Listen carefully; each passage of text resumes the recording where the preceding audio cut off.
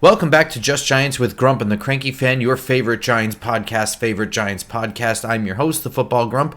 With me, as always, is Mike, the Cranky Fan, and we are back after a total collapse of the New York Giants. They lost 30-7 to the Tampa Bay Buccaneers in a completely flat and lifeless showing yesterday. For those of you listening 2 days ago, this past Sunday, and I'm sure you're all already looking ahead to a wonderful Thanksgiving game against Cooper Rush and the Dallas Cowboys. This was a really bummer of a game in that there really was almost nothing to cheer for from front to back. And the temperature of the Giants locker room post-game, I think there was more action post-game, I would say, than there was during the game. Would you agree with that? Sure. And I think the game really is the secondary story. And I'm about to go on a colossal rant a little bit about all of this, but, I am more interested in the rest of the year of what the character of the men that we have on this team. And what it's all about evaluation. The reason why, the secondary reason why Tommy DeVito is playing is to evaluate. Is he someone that we need to invest in the future? Well, very honestly, we are doing an evaluation for the final 7 weeks for every single person on this roster, whether they have the talent, the skill set, but more importantly, are they men? Are they pussies? Are they people that are professionals? And yesterday, the vast majority of this team failed that test. So get ready, because I'm going to unload on a lot of people on this team. I think we can jump right into it because it was a pretty flat showing from front to back. The Giants were blanked in the first half. They ended up scoring a touchdown in the second half, but it was not really due to it was really just kind of one drive. It's garbage time, too. For the most part, yeah. You're not wrong. I don't think the Buccaneers punted until the second half, and I don't think that was until the fourth quarter. So, so why don't you walk us through it? What did you hear? What annoyed you? Because there was a lot of quotes. So why don't you go through whatever you heard, whatever you felt? All right. Well, let me tell you just what I felt and what my reasonable expectations going in were, and what I saw. And I've said this countless times on this show, on Twitter, at the tailgate, total strangers. Once you make a decision that you are going to bench your starting quarterback, no matter how good or bad he is, and go to your third string quarterback, not your backup, your third string quarterback, you are making an organizational decision to punt on this year. You are looking at the greater picture of this team as opposed to, can a 2-8 team become 3-8? Can we give something for the fans to be excited about? All that stuff. That's not what they're trying to do. This decision was made to ensure they would not be on the hook for the future for a quarterback they had given up on. Fair. Very fair. However, there are consequences to that. You are punting on this season. You are not going to be competitive. And when you're 2-8, I know it's hard as fans. We all pay good money. We invest a lot of time and effort. You want to see something on the product. You want something to be excited about. You want to win. I fully 100% agree. But unfortunately, that is not the situation we're in. We are looking at 2025 and beyond.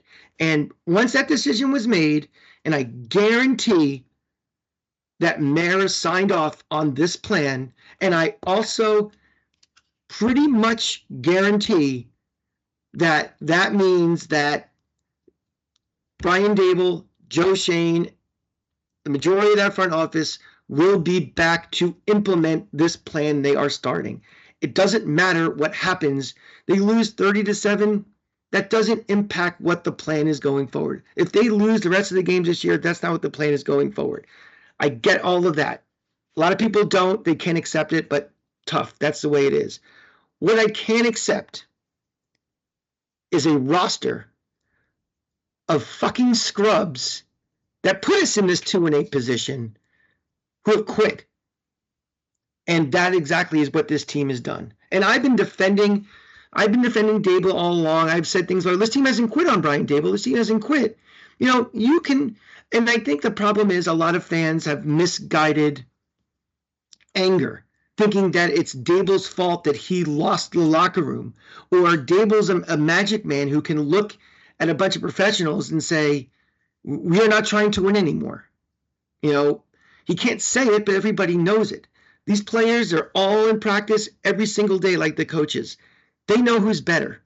They know who the best quarterback is. They know who the second best one is. They know who the third one is. They know we have given up on this year. However, these are professional athletes. These aren't high school kids. These aren't college kids. These are professionals, the best at their craft, who get paid a lot of money to do their job.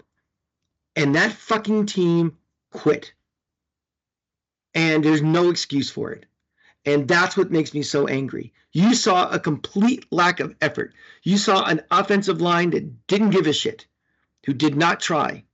You saw lackadaisical play all over the place. And I'm going to give a special Thanksgiving Day, after eating 5 pounds of turkey and all the fixings, shit-laced fart, to Malik Neighbors. Listen, buddy. Why don't you go through what he said first? What he said? Yeah.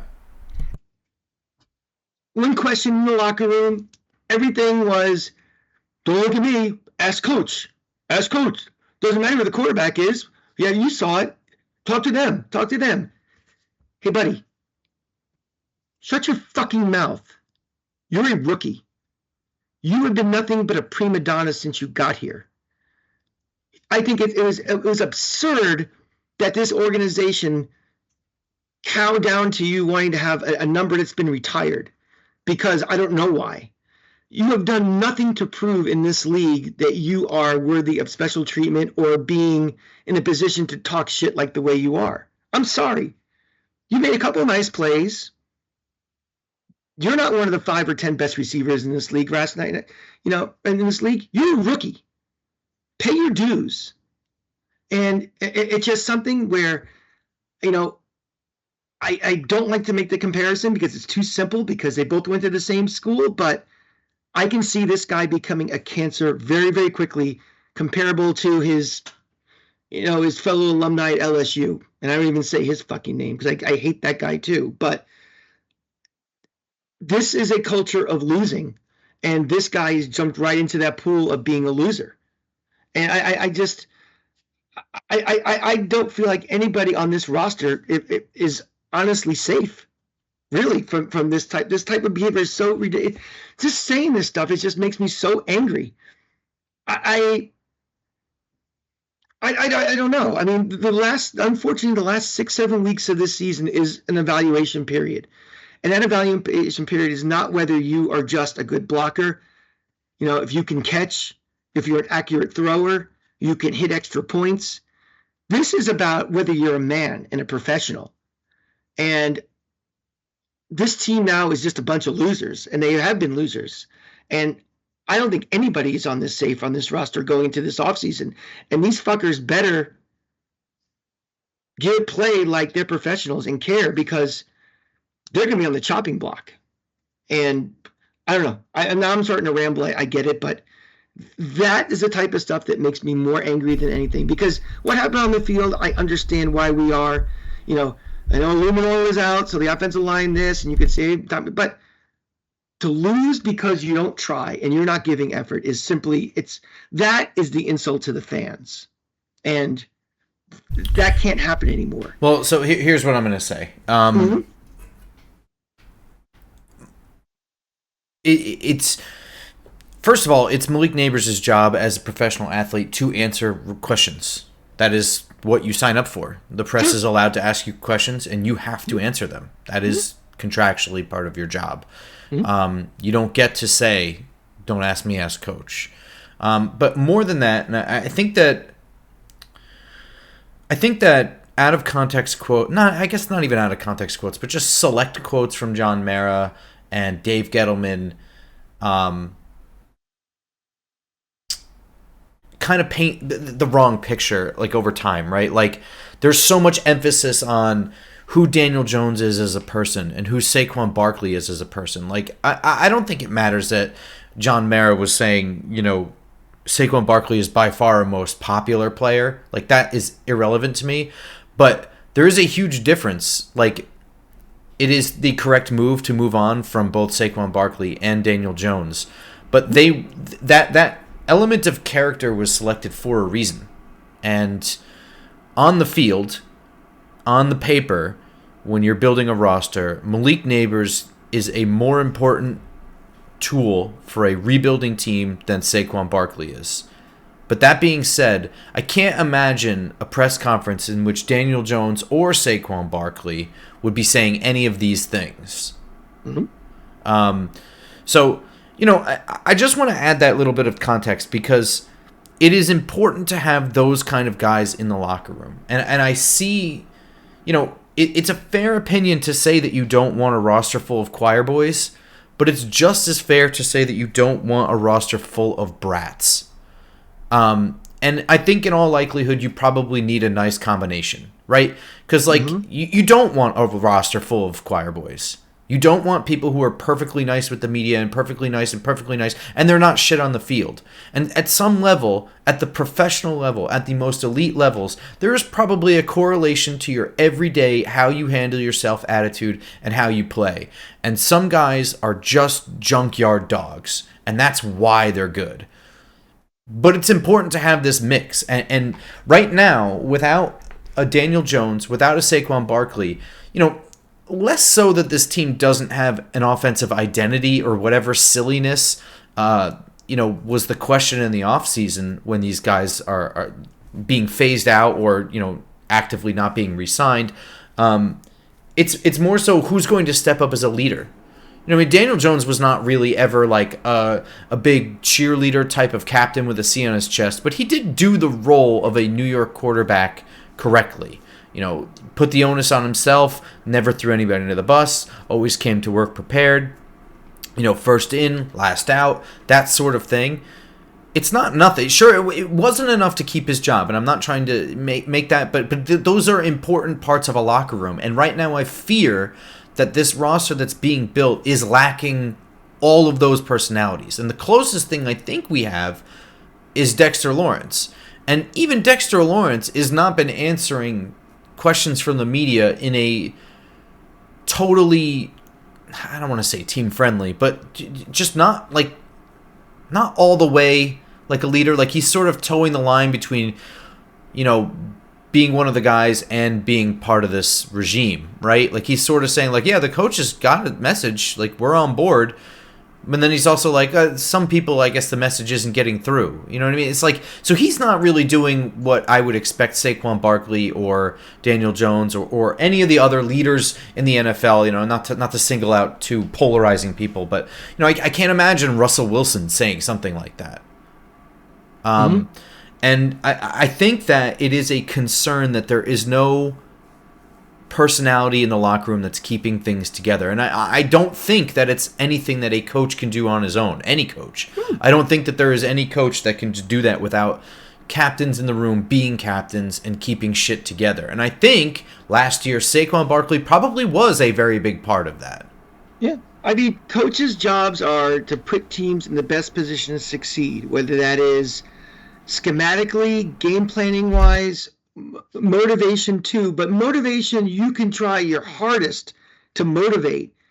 It comes ultimately, it's a responsibility of the players. I have always been a player person, how the game is ultimately impacted. People love to criticize the coach, they love to criticize the manager. I mean, it's because they have personal relationships with the players.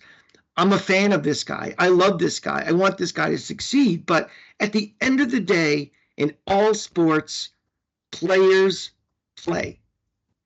Coaches can do all they can to get them ready. This is not video games or chess where there's two coaches standing next to each other with a joystick moving people around a board.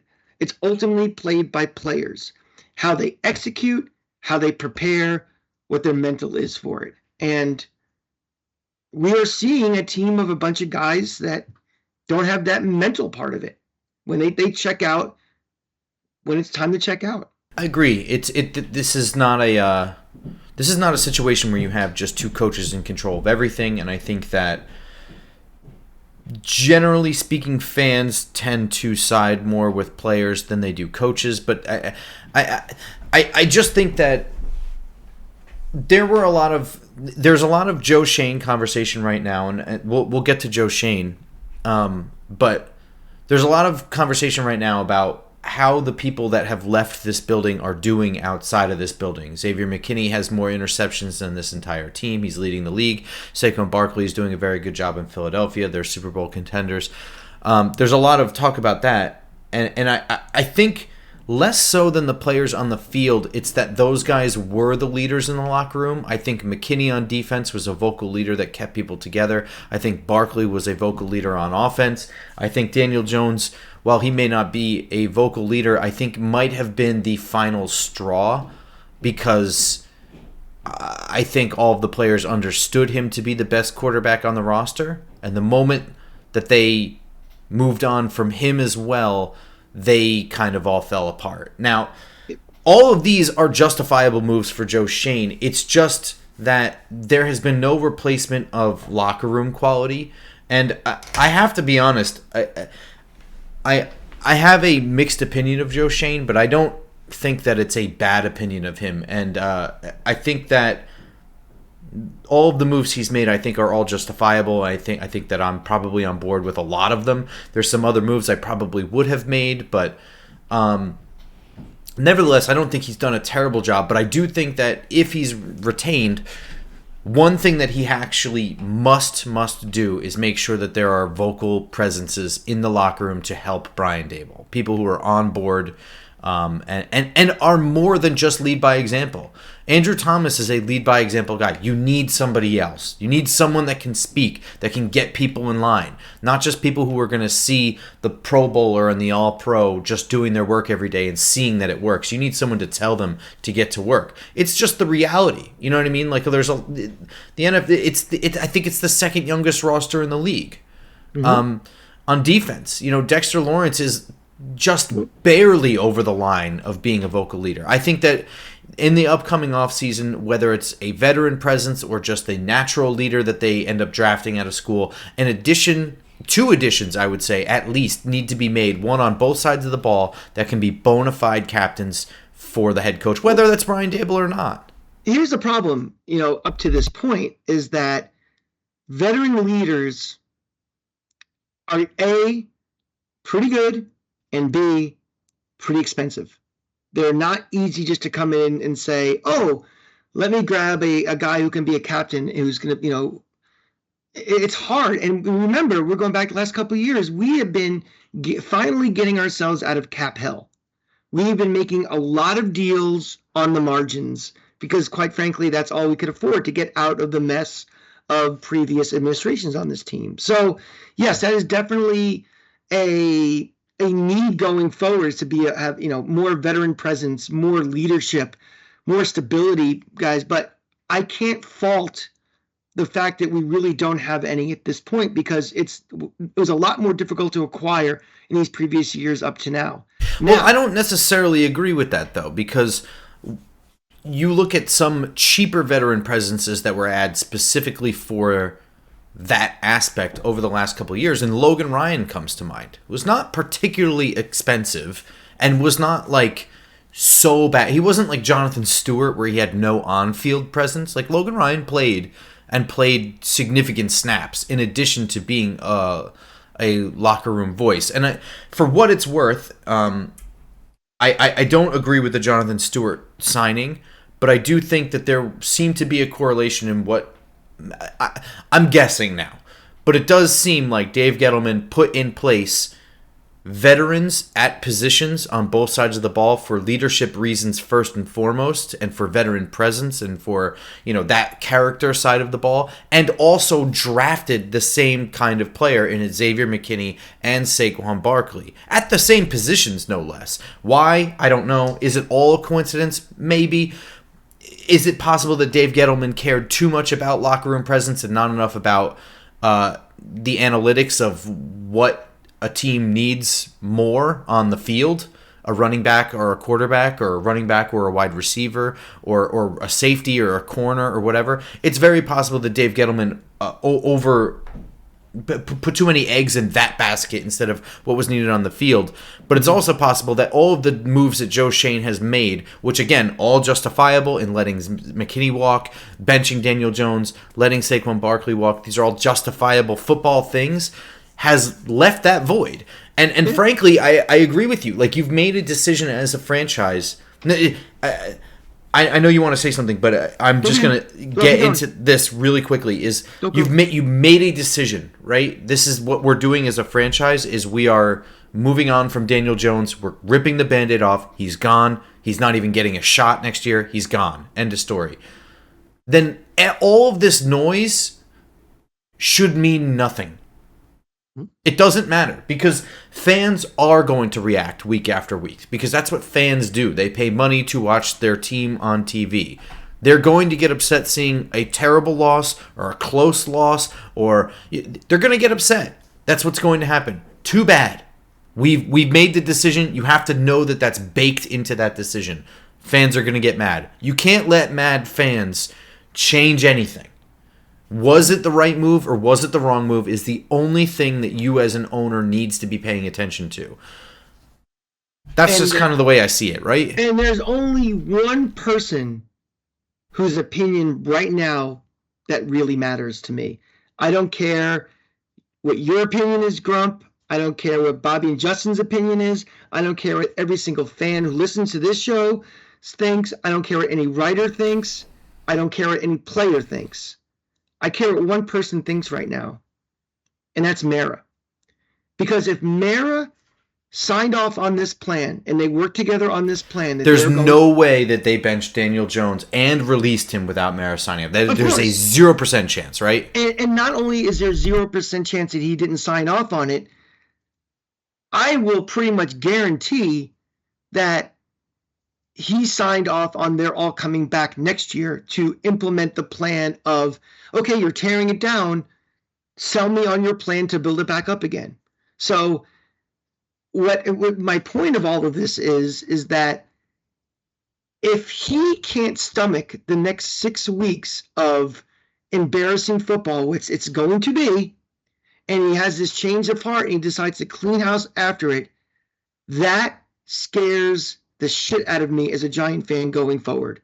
Because at the end of the day, you can always fire a coach, you can fire a GM, you can fire a president, you can fire a scout, you can fire the guy who sold us the hot chocolate at halftime. Can't fire an owner. He's there. And if he is that thin-skinned and, and people defending him like, oh, he's going to be pissed that nobody's in the stands. Like, I don't give a fuck. If he's that thin-skinned that the results, which are irrelevant in 2024 to what this process is we're doing, is that he decides to clean house after it, I don't have any hope for this franchise going forward, because you need stability, and not stability and we'll just keep this guy for 6 years, but you need stability in your logic and your thought process and your methodology. And if they decide to clean house because these final 5 games sucked, we have no process. We have no methodology. We have emotion. And that makes us, that makes us George Steinbrenner. Pre-winning. You older Yankee fans remember how embarrassing he was in the 80s. That makes him Jerry Jones. That makes him these disgraceful owners that are fantasy football owners who treat the team like that and treat as fans. So that's my fear. And one last thing, Grump. You talked about fans are upset how players who've moved on. I don't want to hear it. I don't want to hear it. I don't give a shit what Saquon Barkley does, because Saquon Barkley is not in the same position he is today that he was with the Giants. Where are those 200-yard games with the Giants? All those players that left all went to playoff contending teams. Exactly. Yeah. Where was Saquon Barkley being named, as a potential MVP all of a sudden with this team? Nowhere. He was a good player, great player, but you can't assume he's going to replicate the success he has with a better team on this team where everybody keeps telling me we're so much more than just a quarterback away. This roster stinks. Okay, so this shitty roster you think stinks just bringing in Saquon Barkley, all of a sudden he's going to be as great as he was then? No, you guys can't have it. You can't do this kind of gymnastics with yourself to feel good about yourself. There are realities we have to deal with, and we're dealing with it. And it sucks, but that's called life, and that's what we have to get through. I think about this because I agree with you. Everything you just said, I fully agree with you. And John Mara, listen, if he's really that thin-skinned, he needs to grow up because he inherited this team, and when he did, he inherited a very good roster that was just a few pieces away. And he enjoyed very immediate success as an owner. Mm-hmm. It has since fallen apart. Now, what are you going to do about it? Are you just going to sit there and bitch and whine and clean house every 3 years because the newspapers say you're bad or because fans boo? Or are you going to recognize that there is, in the NFL level, things are cyclical. You cannot just build over the course of 15 years. Like, you need 4 consistent years, at least, of a cohesive plan and a singular unified direction. That just is. You cannot just throw everything away every 3 years and start over and expect any success. Sure, eventually you might strike gold, and you might eventually find, after doing that for, what's divisible by 3? 18 years? You might eventually land the perfect combo of GM and head coach and get success within 3 years. Yeah, before you fire and start over again. Sure, it could happen, but that's a ton of whack-a-mole. The other option is you can continue to build things, and at worst, when you have that unified direction, you might have a busted piece. Maybe Brian Dable's not the coach, okay? I'm just going to throw that into I'm not sure I believe it, but let's just say, if you stick with Joe Schoen and Brian Dable and get yourself a quarterback, and you find out 2 years from now that Brian Dable is the busted piece, then theoretically you should have a good roster for a new head coach to come in at that point and fix things. If you find out that Joe Schoen is the problem, then you can switch it. Like, you know what I mean? Like, you can't just every 3 years just shotgun blast everybody out of the building and expect success. If you have a singular unified direction that you believe in, then it should be building towards something where you are only a piece or two away.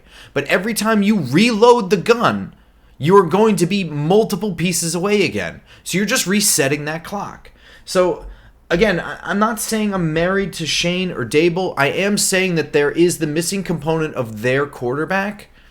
And, it is the player's fault on some level for the locker room being the way the locker room is. If John Mara has a problem with the quotes being printed in the press from his players, his problem isn't with Brian Dable. It's with players that don't want to lose, and they are stuck on a team that is losing. Now, I'm not saying get rid of the players. I'm saying start winning, get a unified, you know what I mean? Like, next year, these guys should be shutting the fuck up and getting in line because they should be winning. All of these players want to win. I don't expect them to handle losing, with grace all the time. I get frustration. I get frustration. No, so do I. But there's no excuse for what was being said, right? But the quick answer is winning always solves everything. Mm-hmm. So you're not going to be winning the next 7 games. You already said okay to that. You can't let this upset you now. Right? Yeah. For the most part, I usually ignore anything that anybody says. I went on the specific tangent about Malik Neighbors because he has to be held to a higher standard than he does, yes. Do not feel bad for this guy. No. I mean, remember, this is a guy that came in with all the herald in the world. We bent over backwards to give him a number. We've ignored all of his drops this year. We've over-celebrated, basically what we should expect from a 5th or 6th overall pick in the draft. And, you have to step up. You have to be a leader, even if you're not really ready to be a leader. There's grumbling in the press, and then there's kind of like, it's not my responsibility. And the things he said were clearly not my fault, not my problem. So, but yeah, the best way to solve people not talking in the media is by winning. But, we're not going to win tomorrow. So now it's about character, and it's about do your job. We've been living, the vast majority of people who speak in the media, whether it's an interview, a microphone in your face after the game, blah, blah, blah, is the most vanilla, generic thing. And that's fine. I don't care. Just say nothing. Don't say something. I mean, even if you feel it, don't say it. Nothing good's going to come out of it. You're going to end up looking like an asshole, and it's going to cause even more problems. Now, see, that's where having a vocal leader in the locker room to take Malik Neighbors aside and be like, look, we all feel the way that you feel. We all get it. But that stays here. That doesn't go to them. You don't say that to them. That needs to happen. And I hope that whatever the process is next year, that there is somebody in the locker room added that pulls people aside, throws them up against the locker, and tells them that. You don't say that shit. We work this shit out here. If you want to say whatever you want to say to the media when you're not on the team, that's your prerogative. But while you're part of this team, our business stays our business. So, I don't feel bad for Malik Neighbors. This, I'm not like out on him or anything like that. This is a learning experience for a kid. But I do hope that somebody smacks him around a little bit, and it's like, you don't act like that, man. You act on the Los Angeles Rams, the Philadelphia Eagles, any of these contending teams, whatever you want to do, they're all going to tell you the same thing. You don't act like that. I'm not out on him either, don't get me wrong, but I'm going to tell you, there are definite red flags about this guy. And I'm going to be watching very carefully to see if this guy is just a talented cancer or not. Also, it's just like... Yeah, I don't know. It's so. Do you think the locker room is lost, or do you think that this is just frustration and there's no veteran leadership, or do you think this is just regular frustration with an overzealous press group? Because I mean, I'm not going to throw the press out. They are sharks right now, looking for a story. So I mean, they are doing their jobs. It's the most annoying thing in the world, and people who say like, oh, New York's the toughest place, this is why, and that's not a good thing. This is not good. Like, oh yeah, it's really tough to play here because our press is really fucking annoying.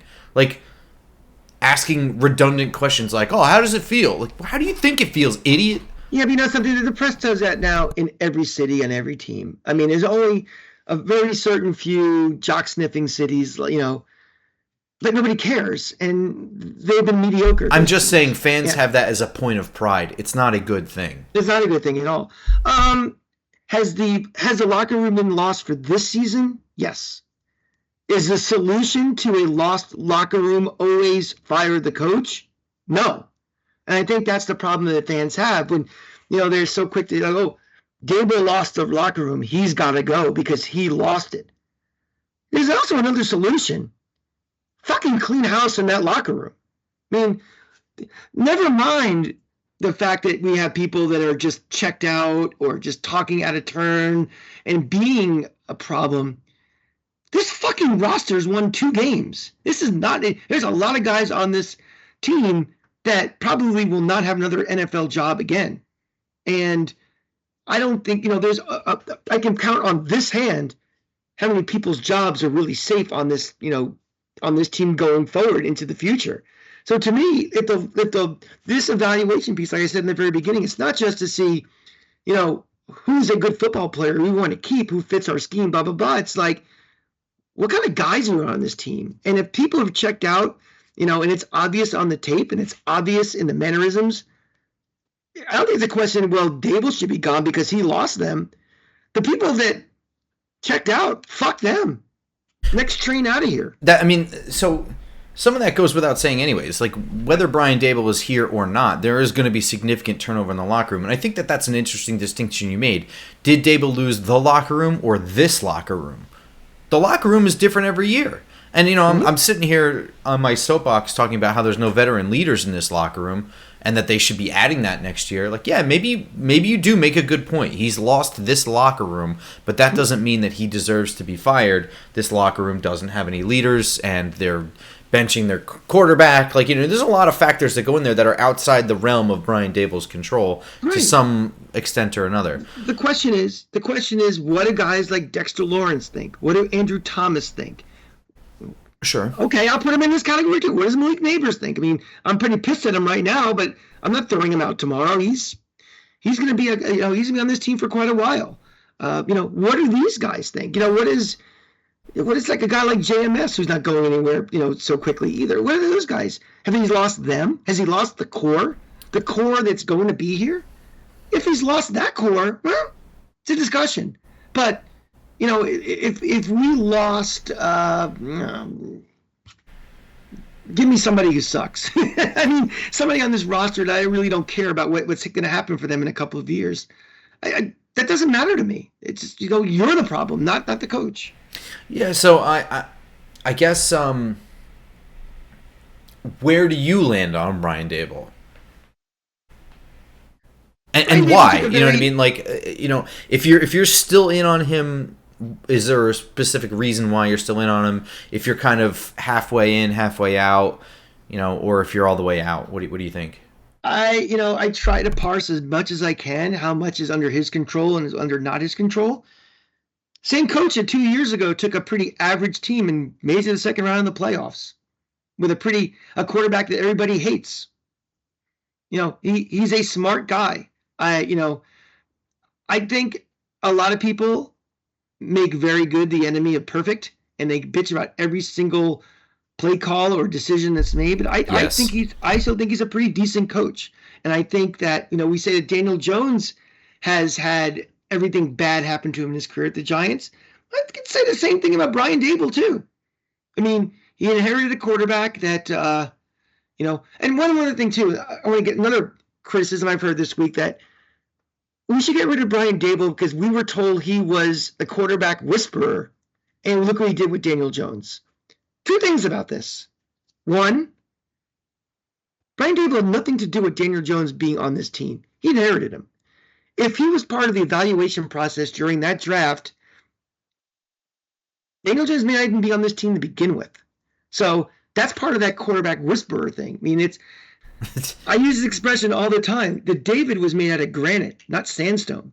The raw material you have is important to making the finished product. And second, it's hard to be a quarterback whisperer when the quarterback that you have has a very significant neck injury followed by tearing his ACL. You're not dealing with a perfect person anymore. You're dealing with limitations that stunts the growth and impedes his ability to play at the top potential. So I think it's completely unfair to say, well, in this one quarterback, this one guy, you couldn't turn him around and make, chicken salad and chicken shit, that he sucks at his job. I disagree. It's like, well, what's his career resume? What's his career body of work of working with quarterbacks too? And you give him the quarterback that he wants to run his offense. I'm not guaranteeing anything, but I think the likelihood of success is greater than this one instance now. So I'm about 50-50 on Brian Daboll right now. I think that he's made some really curious in-game decisions as head coach that I don't really agree with. I think that he struggles to get along with his coaches at least a little bit. And I don't really care if they're buddies, but it doesn't seem like he can keep everything in line. Like Mike Kafka has a paid position right now that is purely PR, and that we didn't lose 3 coordinators in one offseason. He's here simply so that can't be said. He is not doing anything. He is wandering around off in the distance, like getting paid every week. Kind of like me at work. Yeah. So on top of that, I think he also is not, and I don't think many first-time head coaches are capable of being a head coach, being a coordinator, and being a play caller. There's a lot of responsibility. Is it impossible? No. Is it difficult? Yes. Is it difficult to even just be a head coach on its own when you have a bad roster? That's hard enough. Okay? So, I mean, there are issues with Brian Dable that I wonder if he is the guy or not. But I will say, in his favor, the pro Brian Dable thing here is he got the most out of any head coach out of Daniel Jones in 2022. Period. End of story. In 2023, he got the most out of Tommy DeVito and Tyrod Taylor that I think we will ever see. End of story. He did keep the locker room together last year while a defensive coordinator was actively trying to sabotage the season and not listening to him. There are a lot of things that Brian Dable did do. And I do think that his ability to get the most out of quarterbacks is that quarterback whisperer trait. And until he really does get a shot at the quarterback that he picks or that he determines he can work with, I think it's silly to move on from him until he gets that shot. But let's just say that he is gone.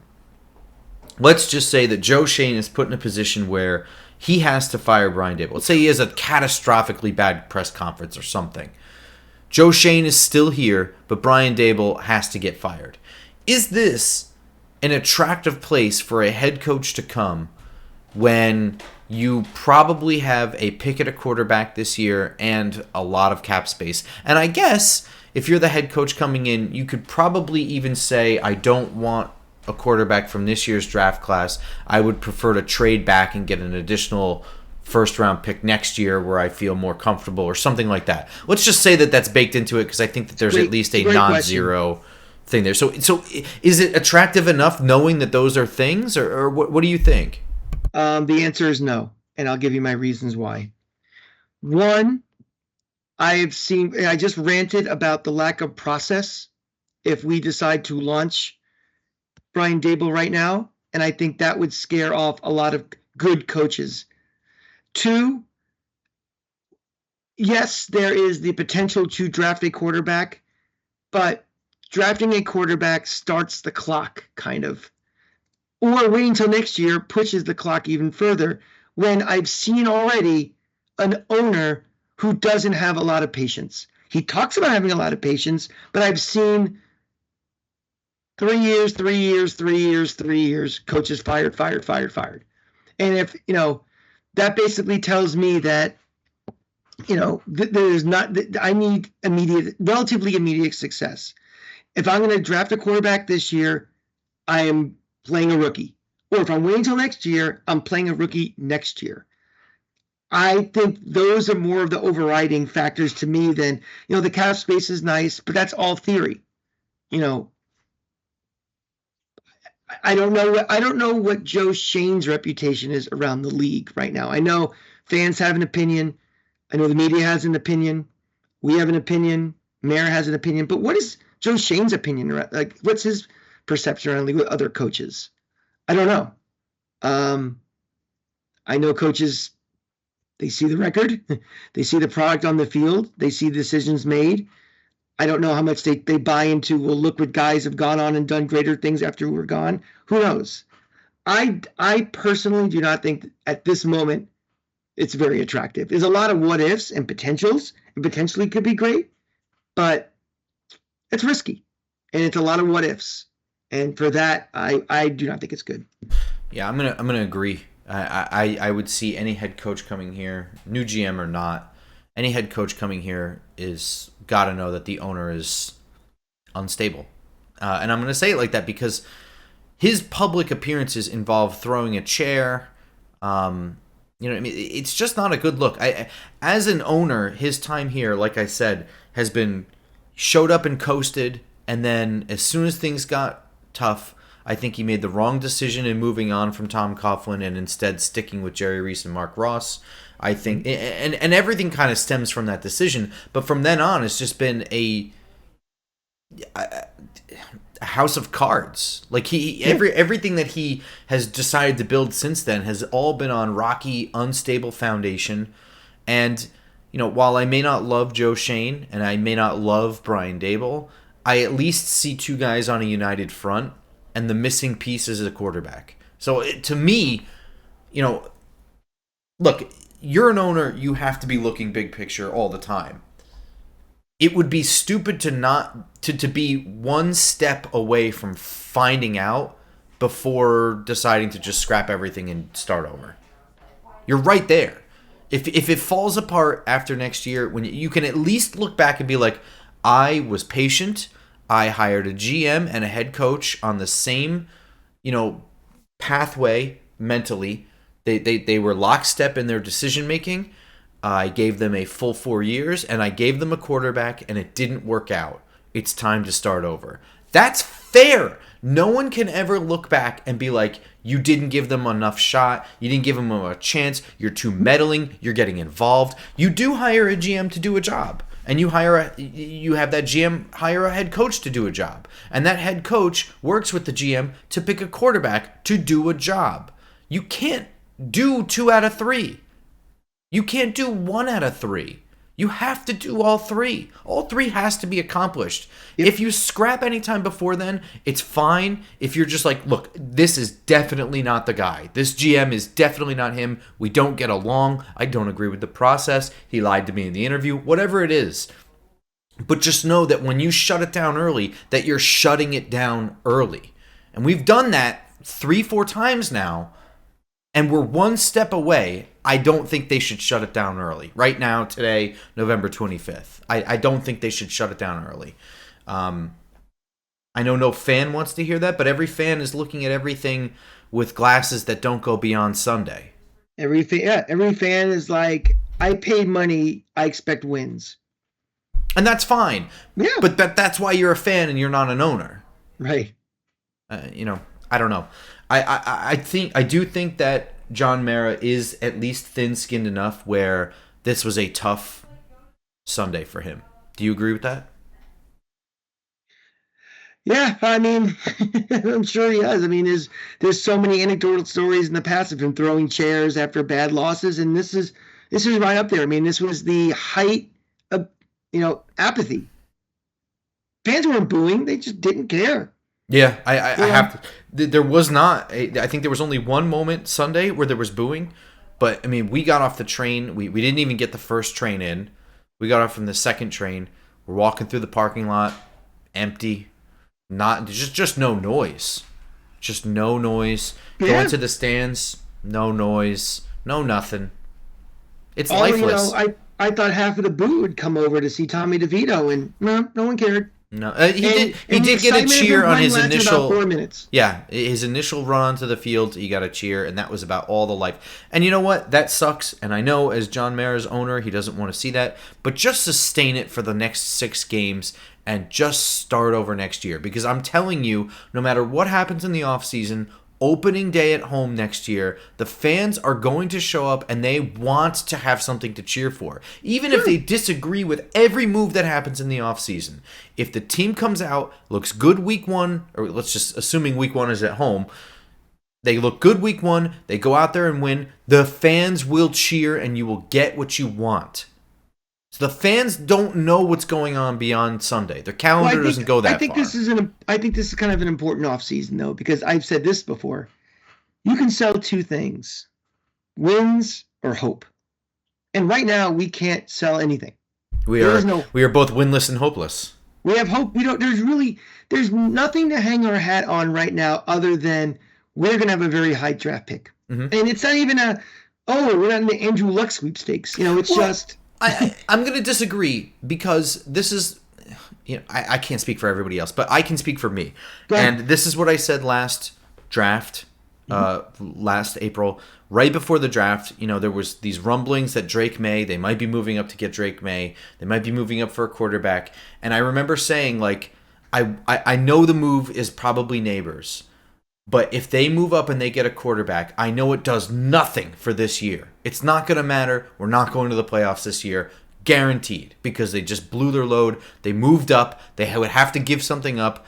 And they got a quarterback who's probably not going to play week 1. But what I do have is hope. I know for a fact that it's going to do nothing for this year, but I would be very excited because this coach, this GM, they found a quarterback that they like and they moved up and now they got him. You have long-term and short-term hope because hey, this might be the week they bring him in. Right, that's true. We have the guy in the future. Believe me, that decision to go from Daniel Jones to Drake May would have happened a lot faster than where we have to make a calculation when the risk is too high for him to get hurt. Daniel Jones probably would not have even seen November if there was a Drake May waiting. Nope. So I do think that there is still the possibility to sell hope. I think right away the fact that they are definitely obtaining a new quarterback of some caliber this offseason automatically comes with hope, right? Right. If they draft a quarterback, there will be hope for sure. But if they decide, if they do something like, well, we're going to trade down or trade into next year's draft or something, and we draft even an offensive lineman, which we've all been clamoring for years, get this offensive line fixed, or a defensive lineman. It's hard to sell that hope for next year. Yeah. And well, like I said, that's because fans don't have a calendar that goes beyond Sunday. Of course. Yeah. Bummer that this had to be the episode we talked about all this. But nevertheless, not far off from what you had predicted score-wise. What did I say? I don't remember, but it was pretty close to this. I want to say it was like maybe 30-10. Yeah. I think I said 30-20. I'm also not far from my prediction I had back in August of 4 wins. Yeah, you changed your mind on how many wins like 15 times, though. I went from 4 to 5 to 4 to 5 to 4. I think you ended at 500 with our pens and pencils. Did I? I'm pretty sure. If not, then it was 7. For that. I do not. I don't ever remember going to 500. If it wasn't 8, it was 7. Because you and I ended at the same, but we had different games. We'll have to go back and look at that. But if that's the case, that was an exercise in win-loss and different I think things. you had more than 4 wins after 2 episodes of that. I think, who knows? But it doesn't matter because that's silliness anyway. I think my theme the whole offseason was I think this is a bad team, a 4 or 5 win team. Yeah, you were more pessimistic than I was. Yeah, and I'm hoping for next year that I don't have to say the same thing. Me too, man. And I'm hoping for this Thanksgiving to be at least a more competitive game. I don't care about the scores. I know the losses help us. I would like to see something that looks more like football. That's it. That's my and I know that that's a low bar, but right now that is the perfect scenario for this team. Well, Dallas. There is a fairy dust, non-existent perfect scenario in which Tommy DeVito emerges as the franchise quarterback for super duper cheap and a lot of problems are solved. That's fairy dust. The reality is the best case scenario is for this team to look like a competent team and lose every single game the rest of this way out. That is the more reality based best case. I'll build out that a little bit. My goal is this team acts like 46 professionals and tries hard. Even if the product looks bad, if Malik Neighbors drops a pass or DeVito can't hit a wide open guy, as long as I see effort, I see an offensive line that is creating holes. I see, getting pressure on Cooper Rush. If I see, I don't want to see guys just getting to the secondary and guys just jogging after them. If I see that stuff, if we lose, we lose. We're a bad team. We're testing the limits of depth in certain positions is really going to hurt us. I get all that. Look like a team that gives a shit. If you do that, I can live with it. And I guess with that, we'll see you guys Wednesday morning, I guess. We're doing another show tomorrow? Yeah, I guess so, right? Okay. Sounds good. We'll talk about Dallas? Yeah. Yeah. A brief one for your Thanksgiving. It'll be nice and short. Wednesday morning, we will see you guys for our preview with Dallas, and then following that review episode will not happen until the next week. Also, we'll say one thing though. Shout out to everybody that we hung out with at the it was a blast. Yeah. Yeah, Marco, you're out there. Great meeting you and talking to you. Great meeting everybody and all our old friends and Kyle as well. Met you. You were great. Yeah, thanks to Talking Giants crew for setting up the tailgate and everything. And I got a cake. I had a birthday cake. How about that? Grump turned 83 this week. Yeah, and feels congratulations to him. He remembers back when they actually were good, the Giants. Yeah. Before that pesky forward pass came into existence. No props to, let's give a fart to those who didn't show up. Cranky wife was even out there. She was made an appearance. It was a good time. It was a lot of fun. Up until kickoff. It sucked. Yeah, I had fun anyway. Hey, man, if I'm spending money, I'm going to have fun every time. The hot chocolate was good. And we had a good time. The six of us at the game, we had a good time. Mm-hmm.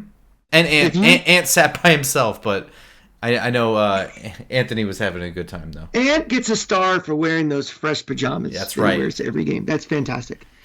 And if anybody needs any tickets, by the way, to the Baltimore or Indianapolis game, let me know, because we can't make those games. And you might see a win if you go to the Indy game. Yeah, because we won't be there. That's probably a good reason. That's true. Just let me know. All right. We'll see you guys on iTunes, SoundCloud, Spotify, or, of course, YouTube. Until next time, go Giants. Go Giants.